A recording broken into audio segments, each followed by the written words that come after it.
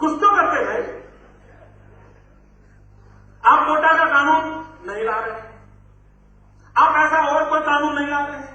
मित्रों, गुजरात सरकार ने एक कानून पारित किया है। देखिए इनकी हरकतें कैसी है मित्रों। और मैं आज हकीकतें दे रहा हूं, मैं किसी के खिलाफ कोई आरोपबाजी नहीं लगा रहा हूं, मैं सिर्फ आपको जानकारी देता हूं, निर्णय आपको करना है। और मैंने पहले ही कहा, शांति का संदेश, आतंकवादियों के मंसूबों को खत्म करने के लिए ये पहली आवश्यकता है।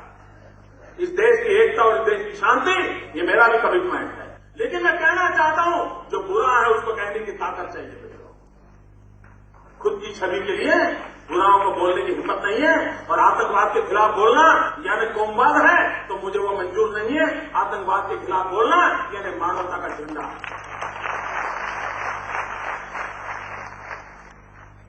और इसलिए हमें लड़ाई लड़ रहे हैं।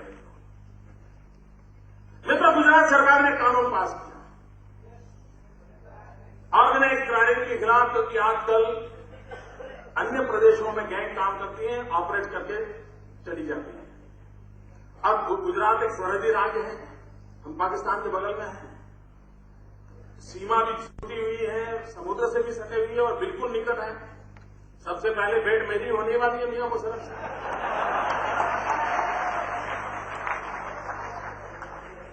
मित्रों, ईश्वर ने भी कोई मुहूर्त तय करके रखा है, मैं आपको बता रहा हूं। वो भी हिसाब कभी टूटना हो जाए। कैसे आप आतंकवाद और गुंडों के साथ लड़ने वाले हो? उनको डर लगता है कि मोदी के हाथ में कानून चला गया तो पता नहीं क्या होगा, तो फिर तुम करते क्या हो भाई? दिल्ली में बैठे हो क्या जाएगा?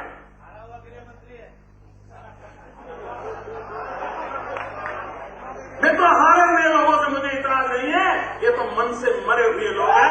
ये तो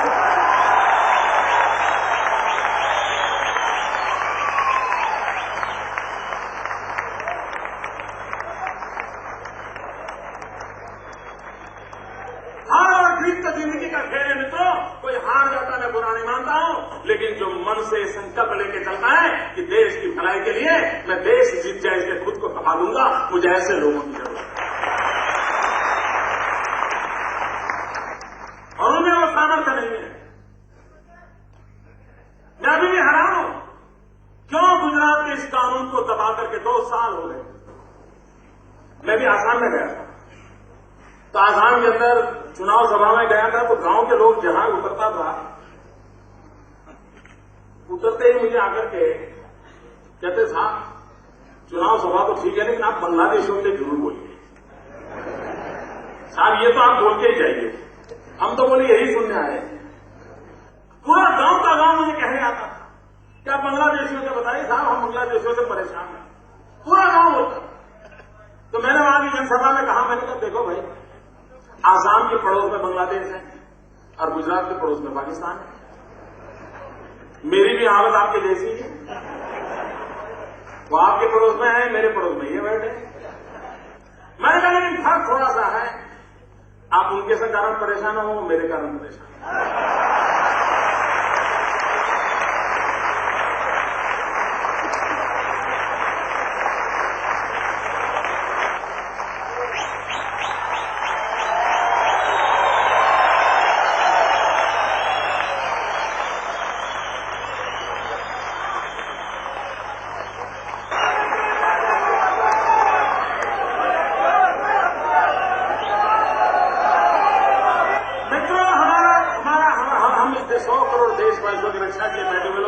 मिजाज क्या होना चाहिए? अपनी चमड़ी बचाने का मिजाज होना चाहिए क्या? कि देश की इज्जत बिगाड़ने का मिजाज होना चाहिए? मित्रों, मुझे मेरी चमड़ी नहीं बचानी है, कोशिश करूंगा इस देश के काम आए।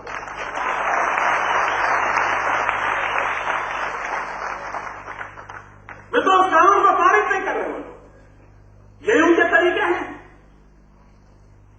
और देश को कहते हैं, कभी कभी गौरव से कहते हैं, भाई गुजरात को बहुत प्रगति कर रहा है। मैंने कहा मैं प्रगति को सुरक्षित भी करना चाहता हूं।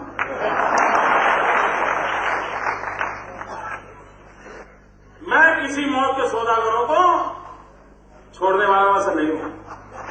मुझे वो जमता ही नहीं भाई।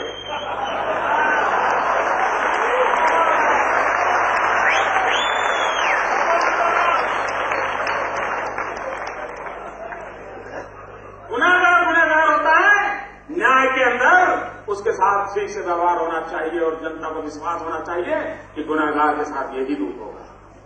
यही तरीका होता है तो देश चलाने का, लेकिन वे कुछ नहीं चला सकते। मैं तो ये जो देश का दुर्भाग्य है, इसके खिलाफ एक जागृति की आवश्यकता है और जागृति को पूरा करने के लिए मैं फिर एक बार कहता हूं, भारत सरकार पर दबाव बढ़ना चाहिए। देश में आतंकवादियों के साथ चुपके रखे हुए, वरना कुछ घटनाओं से कितने लोग इंटरव्यू देने के आ जाते हैं। इन दिनों देखिए साहब, सब चुप है। भाई 24 घंटे वालों की इतनी परेशानी है ना, तो गली मोहल्ले के बच्चों को पूछ रहे हैं बेचारे जा करके।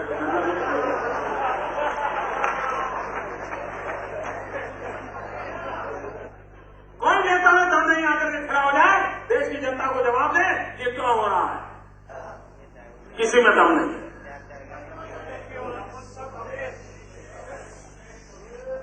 और इसलिए भाइयों बहनों, आतंकवाद के खिलाफ जब लड़ने का हमने फैसला किया है, तो जन सामान्य में भी एक चेतना जगाने की आवश्यकता है।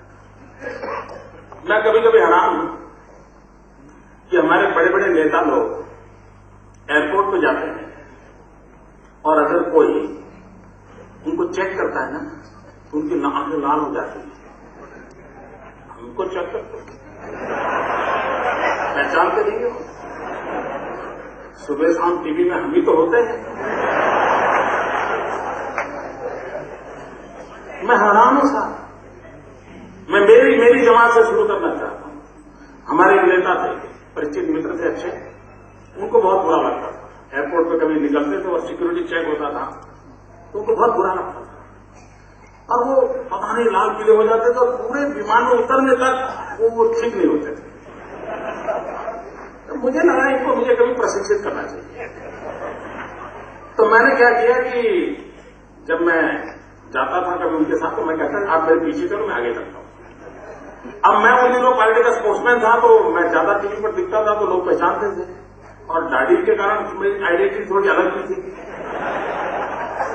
तो ज्यादातर पुलिस के लोग एयरपोर्ट पर खड़े, अरे साहब पहचानते हैं, चलिए चलिए। तो मैं कहता था नहीं, मैं नहीं जाऊं, पहले मेरी आरती उतारो। मेटल डिटेक्टर घुमाते हैं ना,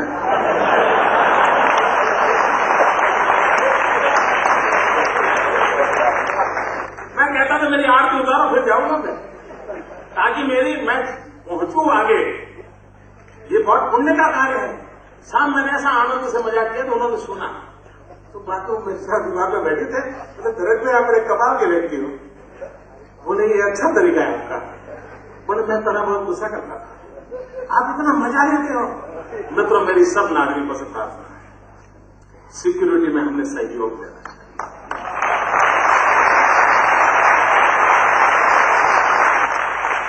देखिए, आतंकवादी कोई स्पेशल ड्रेस पहन के नहीं आते, चोला पहन करके नहीं आते, वैसे कॉमन मैन की तरह आते। हम क्यों न कोऑपरेट करें। और मेरे मीडिया के मित्रों को भी प्रार्थना है कि इस देश में लोग मर रहे हैं, क्यों न हम लोगों को शिक्षित करने में सहायता करें। मुझे याद है, मुझे ज्यादातर गाली इसलिए पड़ती है कि मैं सिक्योरिटी की व्यवस्थाओं की ओर आग्रही बनता हूं, और मैं कहता हूं जरा भाई चेक होना चाहिए, इसको क्या है होना चाहिए। लेकिन कभी कभी मीडिया के लोग बहुत ताकत देते हैं, हे मोदी के यहां ऐसा हुआ, उधर गए थे तो लोगों को ऐसे चेक किया गया, महिलाओं की बैग तक खोली गई, पता नहीं क्या कुछ लिखते थे। मित्रों, आपको आनंद आता होगा, लेकिन जिस दिन ऐसी घटनाएं हो जाती हैं तब कितने परिवार होते हैं। मुझे मीडिया के मित्रों को सलाह देने में आया नहीं, मैं सिर्फ प्रार्थना करता है क्या इन नागरिकों को प्रशिक्षित करने में आप सहयोग कर सकते हैं। मित्रों, मैं एक प्रकार से विजय साहब की भी मदद कर रहा हूं।